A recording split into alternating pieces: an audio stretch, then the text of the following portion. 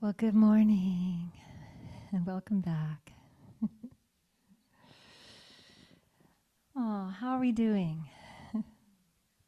Good, I like that. Peaceful. So this morning, I want to talk about how we wake up, grow up, and show up. Wake up, grow up, and show up. It's kind of a way, a succinct way of talking about our evolutionary journey. We wake up and we have an awakening experience, and then we know there's something greater, and we give our lives to that, and that yearning, keeps us on the path. And part of being on the path then is all the work to grow up. And the growing up is doing all that work, the shadow self and the wounded, places in us that need our attention and love, and to be brought into wholeness, right? So we do all that work of growing up. And then there's the showing up. And we show up in many ways, right? We show up for ourselves. We learn to love ourselves. Isn't that part of the journey? We learn to love ourselves. And then we learn to show up in our relationships more fully, more consciously. And then in our community, and then in our democracy, right? And ultimately, we show up for humanity. Ultimately, we show up for life, right? And then we allow life to live us when we're really aligned with that. But I love to hear stories about people, how they woke up, right? I'm always really inspired by that. And I recently read a really neat, I read about a really neat person. I wish I could have met him. His name was Edgar Mitchell. He was an astronaut. And Edgar Mitchell had a life-changing experience by going to the moon. It was on his way back. He talks about, he landed his lunar module, Apollo 14. It was Apollo 14 mission in 1971, and he landed on the moon. He was the sixth man to walk on the moon. And he was later nominated for the Nobel Peace Prize and did a lot of amazing things. But when he tells his story, he landed on the moon, they explored the moon, they completed the mission, they got back in, and they were on their way back to Earth. And he was just relaxing and enjoying the view. And it was on this return flight that he experienced an intense spiritual epiphany. And he said, I was on the way home, and I was observing the heavens and the earth from the distance. As we were rotating, I saw the earth, the sun, the moon in a 360-degree panorama of the heavens. And because there's no atmosphere, everything is 10 times brighter than on Earth. And he said he stared out the window, and he had this just unforgettable feeling of ecstasy and unity. Unity just washed over him. And here's his words. He said, my view of our planet was a glimpse of divinity. My understanding of the distinct separation and relative independence of movement of those cosmic bodies was shattered. And I was overwhelmed with a sensation of physically and mentally extending out into the cosmos. And the restraints and the boundaries of flesh and bone fell away. And I wondered if Stu and Alan were having the same experience, my co-pilots, but I've never felt the urge to ask. But he was deeply, deeply changed, and he described the bliss and the joy of that experience. For the rest of his life, I watched a video of him, I think it was somewhere around 2012, and he was just still talking about it, and you could tell it was still very fresh in him. But what was neat about Edgar Mitchell, he got back and he basically left all the astronaut, work, and he founded the Institute of Noetic Sciences. Yeah, he founded it. And I only know about them because Michael Singer was very connected with them, and he did a lot of work with them, and he published his first book, The Untethered Soul, with the Institute of Noetic Sciences. And, he just loved the work they did, and that they still do. They do all this work on exploring consciousness. So Edgar's view just changed dramatically, and it became very expanded and very inclusive. He was in the Navy before that, so He just had a huge transformation, and he didn't see all those divisions from outer space, and that really affected him. He saw the awesome beauty of this one world, this one beautiful, beautiful world. And so he lived the rest of his life really helping others to expand their vision. In one of his epiphanies, he wrote, "The same amount of effort and ingenuity that's been dedicated to the exploration of outer space should be directed towards the investigation of the inner world, of consciousness." So he went from being an outer explorer to being an inner explorer. And that's what the Institute does, right? So Mitchell wrote, "Humanity must rise from man to mankind, from man to mankind, from woman to womankind, from the personal to the transpersonal, from self-consciousness to cosmic consciousness." And so that really leads me to talk about what I really want to explore with you today, and that is how we move from the egocentric view into the ethnocentric, into the world-centric, into the cosmic-centric view. One of the things that really opens my heart more than anything and faster than anything is seeing a newborn baby, and it's so fun in the park. I always run into mothers. And newborn babies, infants, really little ones, they are so amazing. Yes, you're smiling, grandmother, Patty. You have a new one, and Robert. But they have no ego, right? They arrive without an ego. Their minds are not activated much yet, right? And so they have this depth of being. You look in their eyes and they just take you into this depth of being. And it's amazing. It's amazing gazing in their eyes. And it's darshan. It's darshan. I just love it. And so then they slowly develop a sense of me, right? And they start to develop the sense of me and my toy, right? And the terrible twos happen. And, this sense, for a while, there's a sense that only me exists, right? It's only me that matters. And that can develop into the teen mode. That can last. And it actually can remain our primary view, right? If we don't evolve. So in the egocentric orientation, we want things to be the way we want things to be, right? We want them to be our way. And, there's a part of us, all of us, that are like that. At times, that inner child throws a tantrum, when things don't go our way. Anybody? Am I the only one that still has that inner child that rebels, especially when I'm driving? Oh. In that mode, we don't want to include the wants and needs of others. It's like sometimes when we haven't eaten, right? We're really hungry, right? Well, that reminds me of an experience that I had years ago. It's a great example of egocentrism. So my friend Paula invited me to have a new experience and go to Lake Shasta and try wake surfing. And wake surfing, if you've ever tried it, you're on a surfboard behind a ski boat, and you're tied really close to the boat. And so my brother went, me and Paula, and I'm going to change the name of my friend to protect the innocent. I'm going to call him Stu, okay? And so Stu went, and me and my brother and Paula. And we got on the ski boat with an instructor, and so there we were on the lake, and it was beautiful. And I think a few people went first, maybe Stephen went first and did a great job. And so then I got on the surfboard, and I got up. You get up kind of like you're water skiing, and I'm on the back of this surfboard, and I'm having a lot of fun. And it's going well for a few minutes, but then I fall.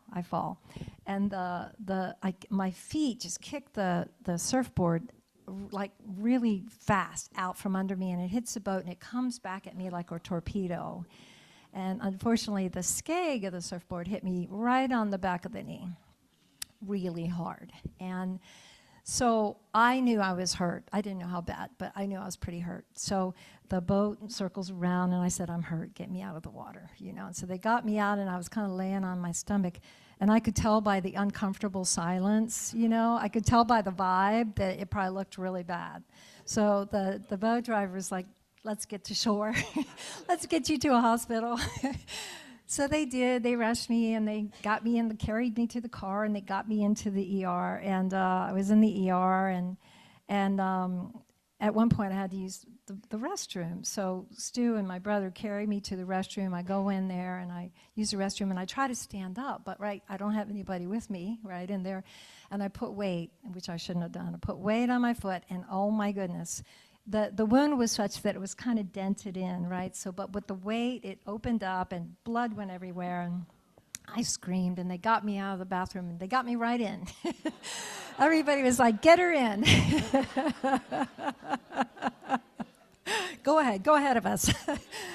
So I was in there, and I got a lot of anesthesia and a lot of stitches, and at some point I was done, and I came out, and it had been a while, and I was still kind of in shock or anesthesia haze, and so we went outside, and my brother and Paula were ready to take me home, which was back to Mount Shasta from Redding, and Stu said, I've been waiting a lot of hours now, and I'm hungry, and I need a hot meal. I really need a hot meal. And Stephen and Paula looked at me really apologetically, like, "Oh, well, I'm sorry he's thinking about himself." But I said, "You know what, let's go get a hot meal. Let's get you a hot meal." So we went to the Olive Garden. They had to carry me in, and I was out of it, right? And they carried me back. Stu got his hot meal, right? And then they got me home. But forevermore, Stephen and Paula and I, we would joke about, anytime somebody was being selfish, or if we were being selfish, I need a hot meal, right? Just need a hot meal. Oh my goodness. So it's really it's a great example of egocentric behavior. And it's great to use a little humor when we see it in ourselves, right, to self-correct. There's a book called The Zen of You and Me by the Zen teacher Diane Hamilton. I love this little book. It's such a great little book. She's so wise. And she writes about what brings greater peace, which comes from understanding, greater peace comes from greater understanding. What brings that is growing our capacity from moving to an egocentric orientation to a world-centric orientation. But in general, we move from the egocentric to the ethnocentric. And the ethnocentric is where we identify with the group. And it's usually, it starts with our family. We identify with our family. We identify with our partner, our significant other. We identify with our church. We identify with our group, with our race, with our political party. We identify with a group. And so it expands from me, just me and you, me and my needs, right, me and you, to us and them, the ethnocentric. And we're willing to help those that are like us. Ken Wilber, he wrote a lot about this in his integral theory, which I studied years ago and got my psych degree, but he said about 70% of the world's population is at this level, ethnocentric or egocentric or lower. And so tell me some more categories. Tell me some categories you can think of ethnocentricity or groups or us and them. Gender, yeah, sexual orientation. Religion, yes, you get the gold star. That's politics. Sports. I hadn't thought of sports. I know my team, right? The Baltimore Orioles, right? What else? Diet, yes. What's that? Your cat versus dog. I love that. That's so good. I hadn't thought of that either. What else? What's that? City, town, right, where you're from. Your country, yes. Your nation, your nationality, right, exactly. Urban and rural, and also socioeconomic level and identification, right? Right, religion's a good one. Clubs, right? Your tribe, right? Even how we dress. Somebody said how we eat, that too. So the thing about ethnocentric orientation, because it creates a separation of us and them, those who are in and those who are out. Riane Eisler talks about that a lot, those who are in and those who are out, right? The in-group, the out-group. It can be the cause of a lot of conflict, right? Because the in-group tends to feel like their way is superior. And because of that, they can feel justified acting against those outside the group. You know, so to me, this is profoundly outpictured in religious intolerance. And where one religion feels that their sect is the only way, right, is the only way. And that's why I love what we are here. We are an interfaith community. And I just, you know, it's a way that we are expanding beyond ethnocentrism into world-centric, because we honor all the wisdom paths and the wisdom teachings. And we also not just honor them, but we realize that diversity is a blessing. It's a strength. It's a gift. We want that. You know, we want Lynn to come here and share her Native American teachings with us, right? We want Prema Mai to come and we want to chant the Sanskrit chants, right? And it just enriches us more to have that diversity. So that's an example of expanding beyond the ethnocentric. I feel like there's another ethnocentric view that's being outpictured in our country right now, and that is socioeconomic disparity. Yeah, and that's where, you know, the very wealthy that are running our government feel, you know, superior and have the idea that the poor don't need health care or don't need food assistance, and that somehow they should pull up their bootstraps and work harder. And maybe some of them can. I mean, I guess I can give it that much. But the vast majority need help and wish they didn't. And I honestly wish I could take some of those wealthy people making the decisions to visit my family member who lives right over the hill, who's in a wheelchair, 24/7. She cannot walk at all. And my little brother takes care of her 24/7. And he does the work of 3 people in a nursing home every day. And they depend on Medicaid and food stamps. They depend on that. So it's really personal for me. And, you know, I just feel like if people could go and visit them and stay with them, live with them for a little while, you know, they could change their view and have a change of heart. A change of consciousness is what we're needing, right? So the ethnocentric view, it's really what allowed the Holocaust to happen. You know, it's really something that needs to expand and change that view. We need to open our minds and hearts to see that we share a common humanity and get to the more world-centric view where we see that all humans deserve life and liberty and happiness, and they deserve to be safe. They deserve to be fed. They deserve to live a dignified life. Can I get an amen? I don't usually do that, but I'm feeling passionate about this. And it's why we revere the teachers of the masters, right? Jesus had such a world-centric view. He didn't just teach to the Jews. He was willing to share the wisdom with the Gentiles. He saw himself as a son of man, as a son of humanity. Humanity. He was a brother to all brothers and sisters on this planet. And I feel like he offered such a beautiful teaching in this. He expressed his solidarity with humanity when he said, "For I was hungry, and you gave me food. I was thirsty, and you gave me drink. I was a stranger, and you took me in. I was in prison, and you came and visited me." That. And he didn't say, note, he didn't say, "I was hungry and you took away food assistance. I was thirsty and you told me to get a job. I was a stranger and you sent me to a prison in a faraway land. I was in prison and you left me there without any charges or rights." It's quite a different view.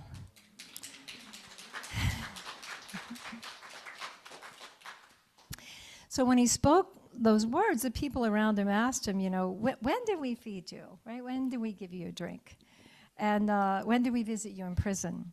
And he answered, this is the key. Truly, I tell you, whatever you did for one of the least of these, my brothers and sisters, you did for me. What is that saying? What's that saying? He feels oneness with all beings, with all humanity. He feels the oneness with humanity. It's actually cosmocentric, the view. You know, watching Alma hug people for 25 years, all over the world, you know, she's just 24/7 gonna serve humanity and wipe their tears and comfort them and give them solace and spiritual guidance. She sees everyone as her beloved child. And she'll chant in your ear, my darling, darling daughter, my darling, darling daughter. And I love that. Everyone's her child. And there's a teaching in Buddhism that says, if we could see everyone as if we were their mother and they were our only child, if we could love them like that, we'd have peace on earth. We'd be quite advanced. So I believe that this shift to the world-centric view, you know, that the masters teach, they all embody and teach. I think this is what's needed for us to make that collective leap, and you know, that consciousness, that collective consciousness leap. And I think it's imperative to our survival, right? So my prayer is that all our hearts and the hearts of all the people in this country and in this world can align with our highest spiritual truth and values, and open to include me and us and all of us. All of us is very wide, isn't it? That's a very wide heart. So if we're in that view, like Edgar Mitchell, you know, when he saw the planet and he felt all this love for the planet and all of humanity, if we're in that view, we can ask ourselves, should we finance war or focus on peace? Should we live competing with nations or cooperate? Should we take care of our forests, lands, and waters, or should we sell them to the highest bidder? Right? So I ask us all, as I ask myself, to consider, are you world-centric? Are you cosmic-centric? How big are you? How big are you? What do you care about? What do you care about? Can you find a limit? So I'm going to leave you with writing by Carl Sagan. He's an astronomer that had an amazing kind of a spiritual awakening from seeing that first picture of the Earth from outer space, that color picture. And he wrote a beautiful, beautiful writing about that pale blue dot. Maybe you've heard it, but it's just so powerful. So he wrote, we succeeded in taking that picture, and if you look at it, you see a dot. That's here. That's home. That's us. On it, everyone you ever heard of, every human being who ever lived out their lives.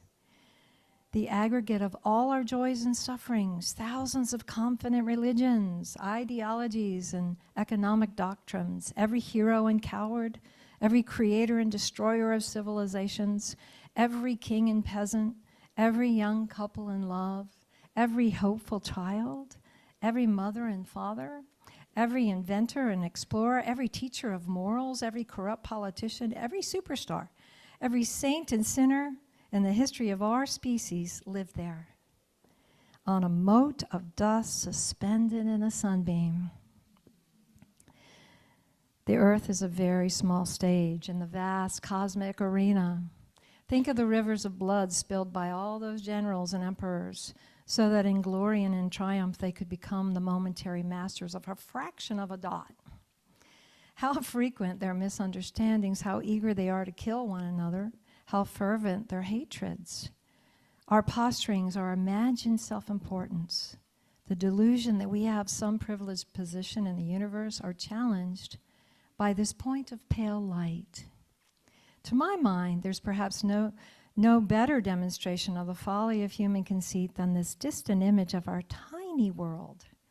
To me, it underscores our responsibility to deal more kindly and compassionately with one another and to preserve and cherish that pale blue dot, the only home we've ever known. So my friends, May your heart be blessed with a tenderness and an overwhelming feeling of love for our pale blue dot, our beautiful one and only planet Earth. There is no plan B. Our one and only planet Earth, and our humanity that's in us and that's in all of humanity. Let's feel just an enormous love for our humanity and for all life. Thank you. Om Shanti.